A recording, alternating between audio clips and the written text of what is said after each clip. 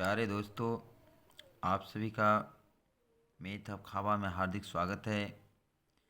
आज हम एक वीडियो बनाने जा रहे हैं जिसका टॉपिक है कॉन्सेप्ट ऑफ मैथमेटिक्स।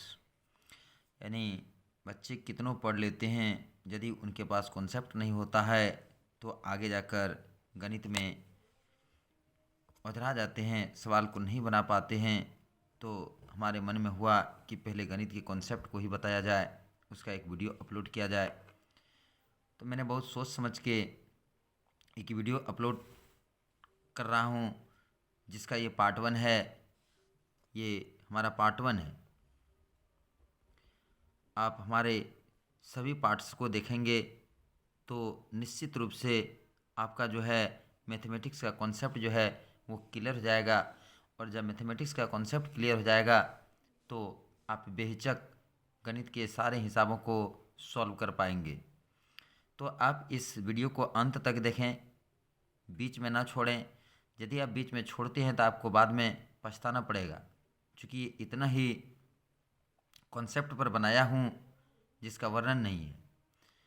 तो चलिए बढ़ते हैं हम आगे टॉपिक की ओर।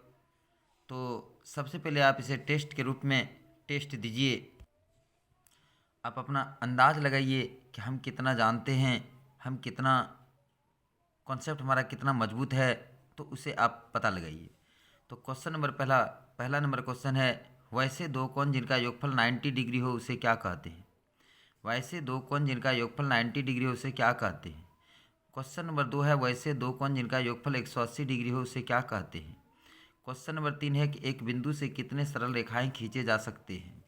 नंबर 4 है, दो भिन्न भिन्न बिंदुओं से कितने सरल रेखाएं खींचे जा सकते हैं। नंबर 3 है, तीन संरेख बिंदुओं से कितने रेखाखंड खींचे जा सकते हैं। मैं इसलिए बोल रहा हूँ इसे अंत तक देखने के लिए कि मैं इसके कंसेप्ट को, इस ऑब्जेक्टिव को कैसे सॉल्व करेंगे वो भी बाद में बताऊंगा। इसके आंसर को, यानी आंसर को समझाते हुए आंसर को बताऊंगा। इसलिए इसे अंत तक आप देखें, तभी आप इस को समझ पाएंगे, अन्यथा आप नहीं समझ पाएंगे। तो अब क्वेश्चन नंबर 6 हमारा क्या कहता है, तीन असंरेख बिंदु से कितने रेखाखंड खींचे जा सकते हैं। क्वेश्चन नंबर 7 कहता है, दो समांतर सरल रेखाओं में कितने बिंदु उभयनिष्ठ होते हैं। क्वेश्चन नंबर 8 है, दो पूरक कोण समान हो तो प्रत्येक कोण की माप होती है। यदि दो समपूरक कोण समान हो तो प्रत्येक कोण की माप कितनी होती है। क्वेश्चन नंबर 10 है, किसी बिंदु के चारों ओर सभी कोणों का योगफल होता है। क्वेश्चन नंबर 11 है, किसी सरल रेखा के एक ही ओर बने सभी कोणों का योगफल होता है। क्वेश्चन नंबर 12 है, रैखिक युग्म का कोण, इसे सरल रेखा का कोण भी कहते हैं, तो कितने डिग्री का होता है ये लिखना है। क्वेश्चन नंबर 13 है, शीर्षाभिमुख कोण आपस में होते हैं। क्वेश्चन नंबर 14 है, किसी कोण का आंतरिक एवं बाह्य समद्विभाजक के बीच का कोण होता है। क्वेश्चन नंबर 15 है, संगत कोणों के युग्म होते हैं। 16 है, एकांतर अंतः कोणों के युग्म होते हैं। 17 है, एकांतर अंतः, यहाँ पर एकांतर बाह्य कोण होगा, अंतः अंतः दो जगह लिखा गया। एकांतर बाह्य कोणों के युग्म होते हैं। क्वेश्चन नंबर 18, तिर्यक रेखा के एक ही ओर बने अंतः कोणों का योग होता है। क्वेश्चन नंबर 19 है, तिर्यक रेखा के एक ही ओर बने बाह्य कोणों का योग होता है। क्वेश्चन नंबर 20 है, एकांतर अंतः कोणों का समद्विभाजक होता है। क्वेश्चन नंबर 21 है, एकांतर बाह्य कोणों का समद्विभाजक होता है, क्या होता है ये लिखना है। क्वेश्चन नंबर 22 है, संगत कोणों का समद्विभाजक रेखा होता है। क्वेश्चन नंबर 23 है, किसी रेखा खंड पर खींचे गए सभी लंब आपस में होते हैं। क्वेश्चन नंबर 24 है, समबाहु त्रिभुज का प्रत्येक कोण, यहाँ तो आंसर ही लिखा गया है, समबाहु त्रिभुज का प्रत्येक कोण कितने डिग्री का होता है, तो यहाँ तो आंसर ही लिखा गया है। चलिए कोई बात नहीं है, 60 डिग्री का होता है, यहाँ पर आंसर ही लिखा गया है। जिस त्रिभुज का प्रत्येक कोण 60 डिग्री हो उसे क्या कहते हैं। तो चलिए ये था हमारा 25 क्वेश्चन। अब देखते हैं फिर अगला 25 क्वेश्चन। अगला क्वेश्चन हमारा 26 नंबर है, समद्विबाहु त्रिभुज में दो कोण होते हैं। यानी बताना है कि समद्विबाहु त्रिभुज के दो कोण क्या होते हैं। जिस त्रिभुज के दो कोण बराबर होते हैं उसे क्या कहते हैं। यदि किसी त्रिभुज के दो कोण बराबर हो तो उस त्रिभुज को क्या कहते हैं, क्या नाम है तो उस त्रिभुज का। समद्विबाहु त्रिभुज में बराबर कोण का सम्मुख भुजा होता है। बराबर कोण का सम्मुख भुजा क्या होता है समद्विबाहु त्रिभुज में। समद्विबाहु त्रिभुज में बराबर भुजा का सम्मुख कोण कैसा होता है वो बताना है। समकोण त्रिभुज में सबसे बड़ी भुजा को क्या कहते हैं, वो लिखना है। समकोण त्रिभुज में 90 डिग्री के सामने वाले भुजा को क्या कहते हैं, ये लिखना है। नंबर 32, समकोण त्रिभुज में कर्ण का सम्मुख कोण कितने अंशों का होता है। क्वेश्चन नंबर 32 है, समकोण त्रिभुज में कर्ण का सम्मुख कोण जो होता है, कर्ण के सामने का जो कोण होता है वो कितने डिग्री का होता है, अंशों में होता है, वो लिखना है। समकोण समद्विबाहु त्रिभुज का प्रत्येक न्यून कोण कितना डिग्री का होता है, यानी समकोण भी है और समद्विबाहु है तो उसका न्यून कोण कितने डिग्री का होता है वो बताना है। किसी त्रिभुज में अधिक से अधिक कितने न्यून कोण होते हैं, यानी किसी त्रिभुज में ज़्यादा से ज़्यादा कितने न्यून कोण हो सकते हैं। 35 नंबर है, किसी त्रिभुज में कम से कम कितने न्यून कोण होते हैं, यानी उसमें अधिक से अधिक था, इसमें कम से कम न्यून कोण है। 36 नंबर, किसी त्रिभुज में अधिक से अधिक कितने समकोण होते हैं, किसी त्रिभुज में अधिक से अधिक कितने अधिक कोण होते हैं। किसी त्रिभुज में तीनों अंतःकोणों का योगफल कितने समकोण होता है, किसी त्रिभुज में तीनों कोणों का योगफल यानी कितने समकोण के बराबर होता है। किसी त्रिभुज में तीनों भुजाओं को क्रम से बढ़ाने पर बने बहिष्कोणों का योग कितना डिग्री का होता है। किसी त्रिभुज में बाह्य कोण अपने सुदूर अंतःकोण के डॉट डॉट डॉट बराबर होता है। त्रिभुज में एक अंतःकोण और उनके बाह्य कोणों का योग होता है। किसी त्रिभुज के 42 नंबर, किसी त्रिभुज के एक भुजा के मध्य बिंदु को उसके सम्मुख शीर्ष से मिलाने वाले रेखाखंड को क्या कहते हैं। क्वेश्चन नंबर 43 है, एक त्रिभुज में कितने मध्यिकाएं होते हैं। क्वेश्चन नंबर 44 है, किसी त्रिभुज की तीनों मध्यिकाएं जिस बिंदु से होकर गुजरती है या जिस बिंदु पर मिलती है उसे हम लोग क्या कहते हैं। 45 नंबर क्वेश्चन है, केंद्रक मध्यिका को शीर्ष से कितने अनुपात में बांटता है। केंद्रक मध्यिका को शीर्ष से कितने अनुपात में बांटता है। क्वेश्चन नंबर 46 है, किसी त्रिभुज की मध्यिका त्रिभुज की भुजा को डॉट डॉट डॉट करती है, यानी क्या करती है बताना है कि त्रिभुज की मध्यिका उस जिस भुजा पर मध्यिका डाला गया है उस भुजा को वो क्या करता है ये बताना है। क्वेश्चन नंबर 47 क्या कहता है, त्रिभुज के किसी शीर्ष बिंदु के सामने की भुजा की लंबवत दूरी को क्या कहते हैं, यानी कि किसी त्रिभुज में शीर्ष जो है शीर्ष के सामने की भुजा पर यदि लंब डाल दिया जाए तो उस लंब को क्या कहते हैं। क्वेश्चन नंबर 48 है, एक त्रिभुज में कितने शीर्षलंब होते हैं, शीर्षलंब की संख्या बताना है। क्वेश्चन नंबर 49 है, त्रिभुज के तीनों शीर्षलंब जिस बिंदु पर मिलती है उसे क्या कहते हैं, यानी त्रिभुज में 3 शीर्षलंब होते हैं वो तीनों जिस बिंदु पर होकर मिलती है उसे क्या कहते हैं। अब क्वेश्चन नंबर 50 है, त्रिभुज में कितने भुजा, कितने शीर्ष, कितने कोण एवं कितने भाग होते हैं, यानी त्रिभुज में भुजा बताना है, शीर्ष बताना है, कोण बताना है और भाग को बताना है। कितने भाग होते हैं, कितने भुजा होते हैं, कितने शीर्ष होते हैं ये बताना है। तो ये था हमारा आज का 50 क्वेश्चन। इस 50 क्वेश्चन को आप गहराई से अब देखेंगे, हम इसके आंसर को कुछ देर में बताएंगे। सारे आंसरों को आप यदि अच्छी तरह से देखेंगे और समझने का प्रयास करेंगे तो लगता है कि आप गणित में कभी भी पिछड़ेंगे नहीं। और ये हमारा पार्ट 1 है, आप यदि पार्ट 1 तक ही देखेंगे तो फिर गणित में कमज़ोर रह जाइएगा। तो हमारे सारे पार्ट्स को देखिए, हम इसको अगले पार्ट्स में भी बताएंगे और ऑब्जेक्टिव टाइप से ही बताएंगे लेकिन कॉन्सेप्ट के साथ बताएंगे। तो सारे पार्ट्स को आप देखेंगे तो निश्चित रूप से आपको लाभ मिलेगा। ठीक है, तो आप इस वीडियो को रोक रोक कर सारे क्वेश्चनों का आंसर तैयार कीजिए। तो चलिए हम एक एक क्वेश्चन का आंसर मैं बताते जाता हूँ। चलिए दोस्तों, हम शुरू करते हैं क्वेश्चन नंबर 1 का आंसर बताना। ठीक है, क्वेश्चन नंबर 1 से सारे क्वेश्चनों का आंसर मैं बताऊंगा।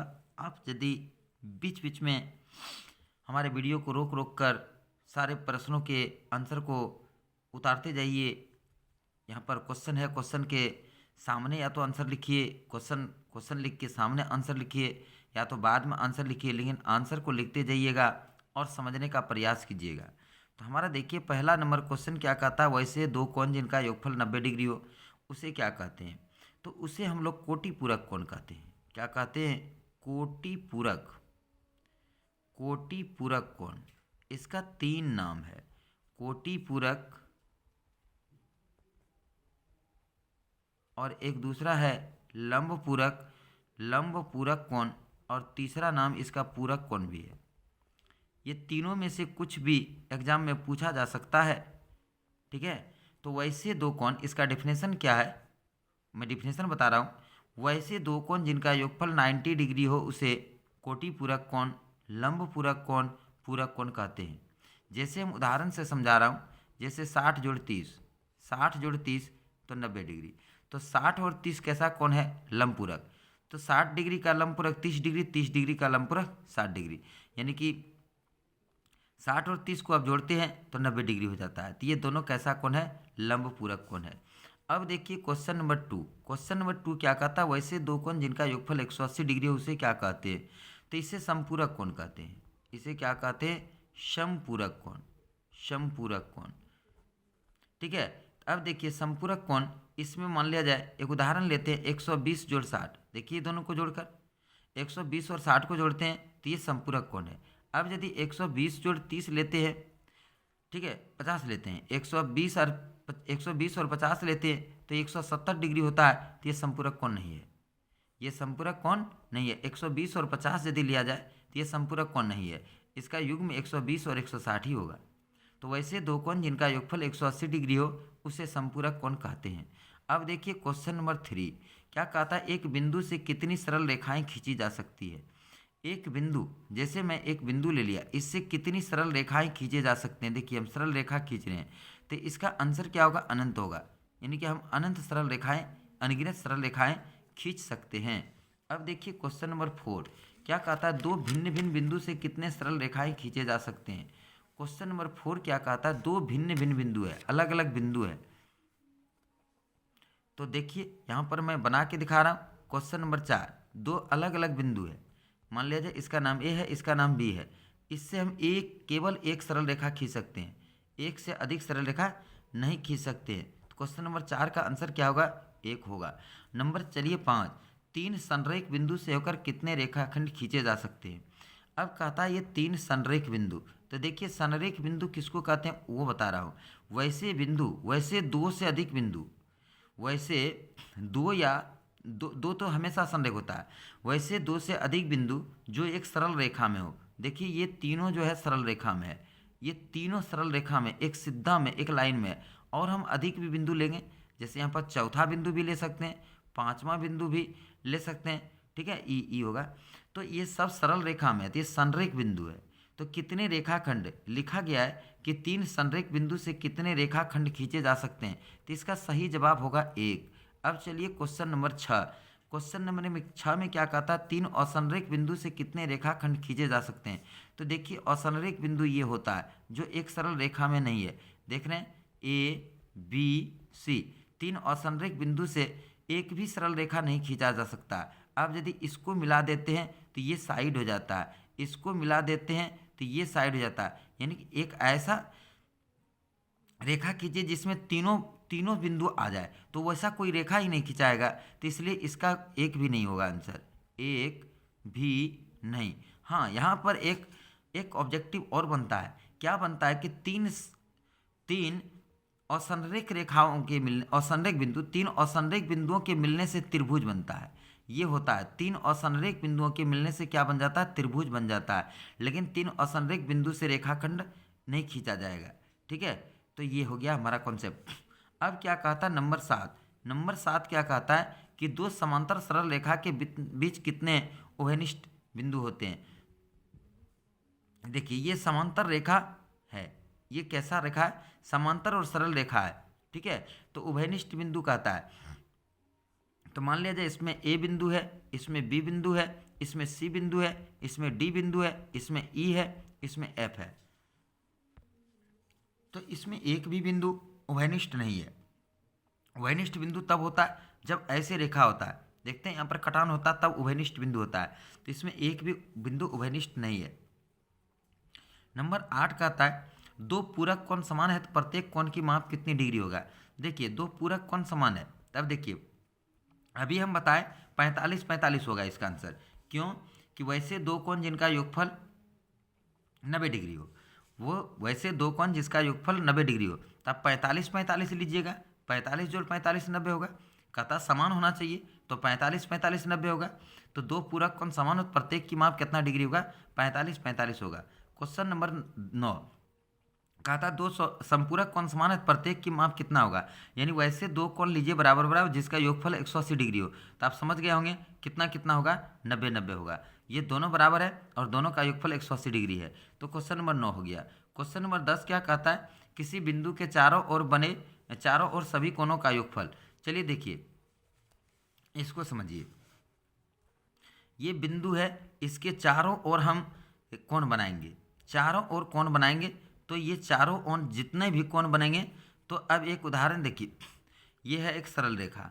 सरल रेखा के ऊपर जितने भी कोण बनते हैं सारे कोण 180, सरल रेखा के नीचे जितने भी कोण बनेंगे सारे 180। और यहाँ पर दोनों को मिला दिया तो ये बिंदु के चारों ओर हो गया। और बिंदु के चारों ओर कितना डिग्री का कोण बनेगा? तो 360 डिग्री। किसी बिंदु के चारों ओर बने कोणों का योगफल कितना डिग्री होता है? 360 डिग्री। अब देखिए क्वेश्चन नंबर 12। क्वेश्चन नंबर 12 क्या कहता है? रैखिक युग्म का कोण कितने डिग्री का होता है? तो रैखिक युग्म सरल रेखा को ही बोला जाता है। और रैखिक युग्म कितने डिग्री का होता है? तो 180 डिग्री का होता है। रैखिक युग्म का कोण 180 डिग्री का होता है। Question number 12। अब चलिए क्वेश्चन नंबर 13।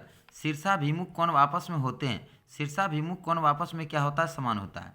शीर्षाभिमुख कोण बनता कैसे? चलिए दिखा रहे हैं फिगर से। ये शीर्षाभिमुख कोण है। जब एक सरल रेखा दूसरे सरल रेखा को काटता है तो आमने सामने के कोण बराबर होते हैं। मान लीजिए ये 60 डिग्री है तो ये भी 60 डिग्री होगा।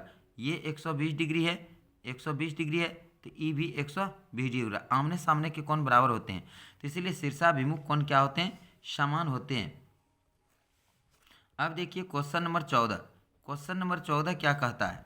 क्वेश्चन नंबर 14 कहता है किसी कोण का आंतरिक एवं बाह्य समद्विभाजक कितने डिग्री का होता है? तो चलिए देखिए, हम बना रहे हैं एक कोण है, ये कोण है, ठीक है, ये कोण है, इसका आंतरिक समद्विभाजक कर दीजिए। एक उदाहरण समझिए कि 60 डिग्री है, तो इसको आप आंतरिक समद्विभाजन कर देंगे तो यहाँ पर 30 और यहाँ 30 होगा। अब देखिए जब ये 60 डिग्री है तो ये इधर कितना डिग्री होगा? 120 डिग्री होगा। अब इसका भी समद्विभाजन कर दीजिएगा तो 60 डिग्री होगा।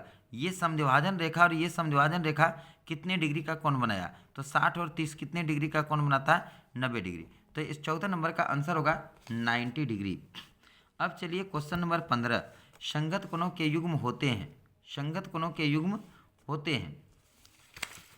क्वेश्चन नंबर 15 क्या कहता है? संगत कोणों के युग्म होते हैं। तो देखिए संगत कोणों के युग्म समान होते हैं। संगत कोणों के युग्म क्या होते हैं? समान होते हैं। चलिए एक फिगर से मैं बता रहा हूँ। जैसे ये समांतर रेखा, ये तिर्यक रेखा है, तो यहाँ पर यदि 60 डिग्री कोण बना है तो यहाँ पर भी 60 डिग्री कोण बनेगा, क्योंकि ये संगत कोणों का युग्म है। संगत कोणों के युग्म समान होते हैं। फिर है एकांतर अंतः कोणों के युग्म। तो देखिए एकांतर अंतः कोण ये अंदर वाला होता है और ये वाला होता है। जैसे ये 60 है तो ये भी कितना डिग्री होगा? 60 डिग्री होगा। तो एकांतर अंतः कोणों के युग्म क्या होते हैं? समान होते हैं। तो 15 का आंसर भी क्या होगा? समान। 16 का आंसर भी क्या होगा? समान। 17 का आंसर क्या होगा? समान। क्यों? एकांतर बाह्य कोण, इसको बोलते हैं एकांतर कोण। एकांतर बाह्य कोण ये है और ये है, ठीक है। तो एकांतर बाह्य कोण भी आपस में क्या होता है? समान होता है। अब क्या है? क्वेश्चन नंबर 18 है तिर्यक रेखा के एक ही ओर बने अंतः कोणों का योगफल 180 डिग्री होता है। क्या होता है? 180 डिग्री। तिर्यक रेखा के जैसे फिगर में देखिए, ये दोनों कोण जो है तिर्यक रेखा के एक ही तरफ है और अंदर में कोण है, तो इसीलिए इसको कहते हैं तिर्यक रेखा के एक ही ओर बने अंतः कोणों का योगफल 180 डिग्री होता है। और तिर्यक रेखा के एक ही ओर बने बाह्य कोणों का भी योगफल 180 डिग्री होता है। चलिए एक फिगर के माध्यम से हम सारे को समझा रहा हूँ। देखिए ये समांतर रेखा है, ये तिर्यक रेखा है, यहाँ पर आप 60 डिग्री ले लीजिए, तो ये जब 60 है तो ये भी 60 होगा, ये 60 है तो ये भी 60 होगा, ये 60 है तो यहाँ पर भी 60 होगा। क्यों? एक साधारण से तरीका से आप जानिए, ये 60 शीर्षाभिमुख है, ये 60 और ये 60 एकांतर अंतः कोण है, फिर ये और ये शीर्षाभिमुख हो गया। अब देखिए ये सरल रेखा है, ये कैसा रेखा? सरल। तो ये 60 डिग्री है तो ये कितना डिग्री होगा? 120। ये जब 120 है तो इसका ये शीर्षाभिमुख 120 होगा। जब ये 120 है तो इसका एकांतर बाह्य अंतः कोण 120 होगा। 120 है, फिर ये शीर्षाभिमुख 120 होगा। अब आप देखिए ये कोण और ये कोण संगत कोण है, बराबर है। ये कोण और ये कोण संगत कोण है, बराबर। इधर से देखिए 60 60 संगत कोण है, 120 120 संगत कोण है। एकांतर बाही कोण देखिए ये 60 एकांतर बाही कोण है। ये कोण एकांतर बाही कोण है 120 20, एकांतर अंतर बाही कोण 120 20, बराबर है।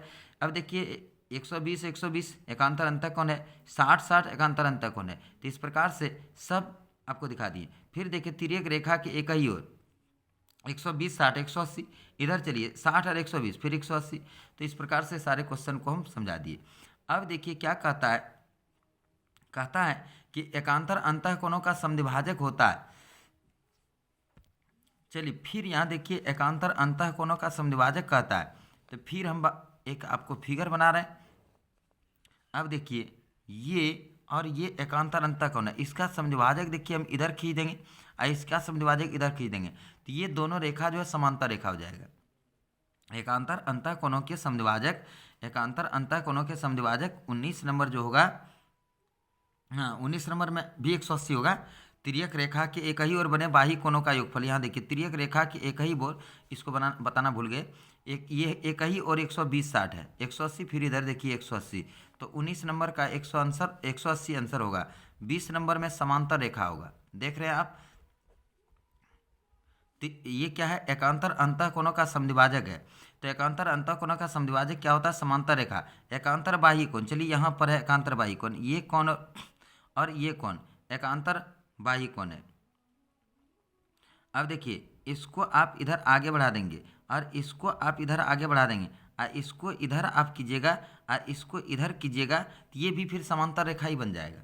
तो एकांतर बाही कोण का भी जो समद्विभाजक होगा क्वेश्चन नंबर 21, तो इसका भी आंसर समांतर रेखा ही होगा, समांतर रेखा होगा। अब है संगत कोणों का समद्विभाजक क्या होता है। तो देखिए यहाँ पर आपको दिखा रहे हैं, अब दूसरा फिगर हम बना के दिखा रहे हैं।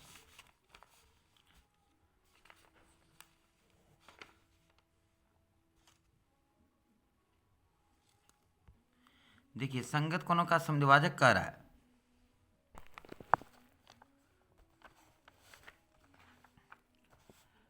तो देखिए ये कोण संगत कोण है, ये कोण और ये कोण संगत कोण है। यदि इसको आगे बढ़ा दिया जाए, इसको भी आगे बढ़ा दिया जाए समद्विभाजक, तो ये भी कैसा रेखा हो जाएगा, समांतर रेखा होगा। यानी संगत कोणों के समद्विभाजक को आगे बढ़ा दिया जाए तो समांतर रेखा होगा। क्वेश्चन नंबर 22, उसके बाद है किसी रेखा खंड पर खींचे गए लंब। देखिए ये खींचे गए लंब है, किसी रेखा पर खींचे गए लंब, ये भी कैसा रेखा होगा, समांतर रेखा होगा। क्वेश्चन नंबर 24, समबाहु त्रिभुज का प्रत्येक कोण 60 डिग्री होता है, ये तो लिखा ही गया। किसी त्रिभुज का, जिस त्रिभुज का प्रत्येक कोण 60 डिग्री हो उसे क्या कहते हैं। तो इसका सही जवाब होगा समबाहु त्रिभुज। जिस त्रिभुज का प्रत्येक कोण 60 डिग्री हो उसे कौन सा त्रिभुज कहते हैं, समबाहु त्रिभुज कहते हैं। क्वेश्चन देखिए 26, समद्विबाहु त्रिभुज में दो कोण बराबर होते हैं। समद्विबाहु त्रिभुज में जिस त्रिभुज के दो भुजा बराबर होते हैं उसे समद्विबाहु त्रिभुज कहते हैं। जिस त्रिभुज के दो कोण बराबर होते हैं उसे भी समद्विबाहु त्रिभुज कहते हैं। जिस त्रिभुज के दो कोण बराबर होते हैं उसे क्या कहते हैं, तो इसका भी होगा समद्विबाहु त्रिभुज। क्या होगा, समद्विबाहु त्रिभुज। ठीक है। क्वेश्चन नंबर 28, समद्विबाहु त्रिभुज में बराबर कोण का सम्मुख भुजा बराबर होता है। बराबर कोण का सम्मुख भुजा क्या होता है, बराबर होता है। क्वेश्चन नंबर 29, समद्विबाहु त्रिभुज में बराबर भुजा का सम्मुख कोण क्या होता है, बराबर होता है। यानी भुजा बराबर है तो उसके सामने का कोण बराबर होगा, कोण बराबर है तो उसके सामने का भुजा भी क्या होगा, बराबर होगा। अब चलिए क्वेश्चन नंबर 30, समकोण त्रिभुज में सबसे बड़ी भुजा को क्या कहते हैं। समकोण त्रिभुज में सबसे बड़ी भुजा को क्या कहते हैं, कर्ण कहते हैं। क्वेश्चन नंबर 31, समकोण त्रिभुज 90 डिग्री के सामने वाला भुजा को क्या कहते हैं। 90 डिग्री के सामने वाले भुजा को क्या कहते हैं, तो कर्ण कहते हैं। नंबर देखिए 32, समकोण त्रिभुज में कर्ण का सम्मुख भुजा कितना होता है, तो कर्ण का सम्मुख भुजा 90 डिग्री होता है। क्वेश्चन नंबर 33, समकोण समद्विबाहु त्रिभुज का प्रत्येक न्यून कोण। देखिए एक समकोण त्रिभुज है और समद्विबाहु भी है, यानी ये दोनों भुजा बराबर है। तो ये 90 डिग्री है, तो ये दोनों भुजा जब बराबर है तो उसका सामने का कोण भी बराबर होगा। तो ये जब एक अकेला 90 थे, दोनों मिलकर 90 होगा, यानी 45 डिग्री होगा। कितना डिग्री होगा, 45 डिग्री होगा। अब देखिए क्वेश्चन नंबर 34, किसी त्रिभुज में अधिक से अधिक कितने न्यून कोण हो सकते हैं, तो 3। अधिक से अधिक कितने न्यून कोण हो सकते हैं, 3 को हो सकता है। क्वेश्चन नंबर 35, किसी त्रिभुज में कम से कम कितना न्यून कोण हो सकता है, 2 को। जैसे अभी देखिए यहाँ पर दोनों न्यून कोण है। क्वेश्चन नंबर 36, किसी त्रिभुज में अधिक से अधिक कितने समकोण होता है, तो 1 को समकोण होगा। काहे कि 90 से बड़ा होने के बाद 91 डिग्री हो जाएगा, तो 2 ही कोण मिलकर 180 पुर जाएगा। तो 36। क्वेश्चन नंबर 37, क्या कहता है, किसी त्रिभुज में अधिक से अधिक कितने अधिक कोण होते हैं, तो इसका भी आंसर एक ही होगा। क्वेश्चन नंबर 38, त्रिभुज के तीनों अंतःकोणों का योगफल कितना डिग्री होता है? त्रिभुज के तीनों कोणों का योगफल कितना डिग्री होता है? 180 डिग्री। क्वेश्चन नंबर देखिए 39, किसी त्रिभुज के तीनों भुजाओं को क्रम से बढ़ाया जाता है।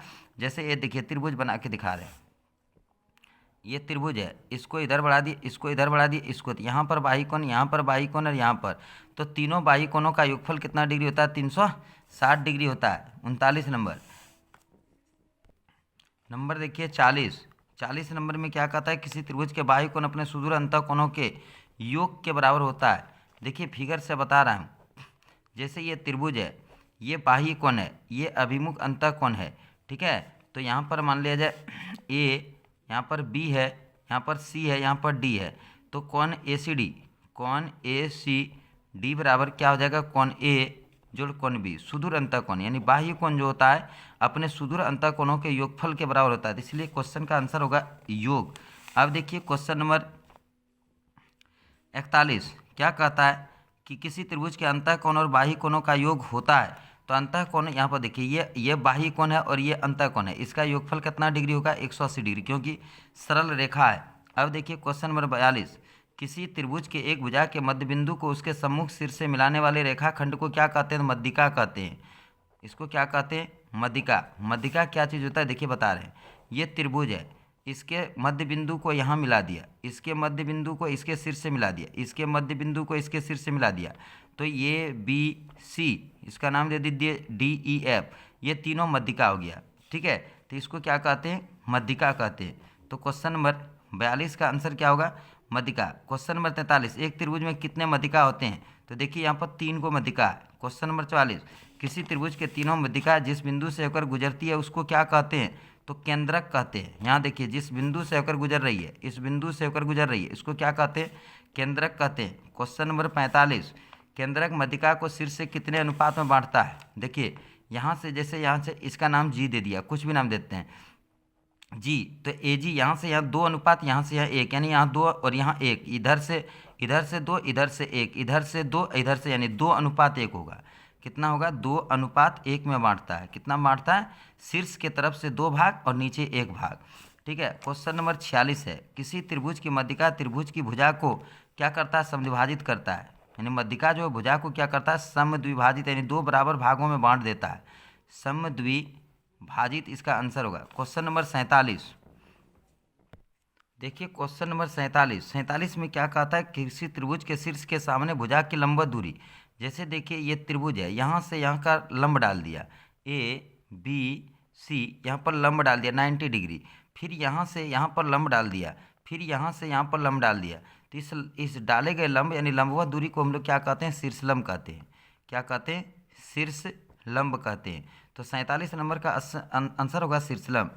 एक त्रिभुज में कितने शीर्षलंब होते हैं? तो आप देख पा रहे हैं 3 शीर्षलंब है। एक त्रिभुज में कितने शीर्षलंब है? सब भुजा पर एक गो डाला गया है तो एक गो शीर्षलंब। 48 49, त्रिभुज में तीनों शीर्षलंब जिस बिंदु से होकर मिलती है यानी जिस गुजरती है उसको लंब केंद्र कहते हैं। क्या कहते हैं? लंब केंद्र कहते हैं। ये सब बहुत ही इंपॉर्टेंट क्वेश्चन है। अब क्वेश्चन नंबर 50 है, त्रिभुज में कितने भुजा होते हैं? तो 3। कितने शीर्ष होते हैं? तो 3। कितने कोण होते हैं? तो 3। 3 शीर्ष, 3 भुजा, 3 भुजा, 3 ये शीर्ष और 3 कोण और 6 भाग होते हैं। कितने भाग होते हैं? 6 भाग होते हैं। 3 भुजा 3 भाग को 6 भाग कहते हैं। 3 भुजा और 3 कोण, 3 भुजा 3 कोण मिलके कितना भाग होते हैं? 6 भाग होते हैं। तो इस तरह से दोस्तों कैसा लगा ये हमारा आज का मैथमेटिक्स कॉन्सेप्ट, कैसा लगा? और यदि अच्छा लगा तो फिर हमारे पार्ट 2 को भी आप देखना नहीं भूलिएगा, अवश्य देखिएगा। और उम्मीद है कि आपको लाभ ही लाभ मिलेगा और अगले दिन और अच्छे कॉन्सेप्ट के साथ समझाएंगे। तो बस आज इतना ही, फिर मिलते हैं अगले दिन नए पार्ट्स 2 के साथ हम मिलते हैं। जय हिंद, जय भारत।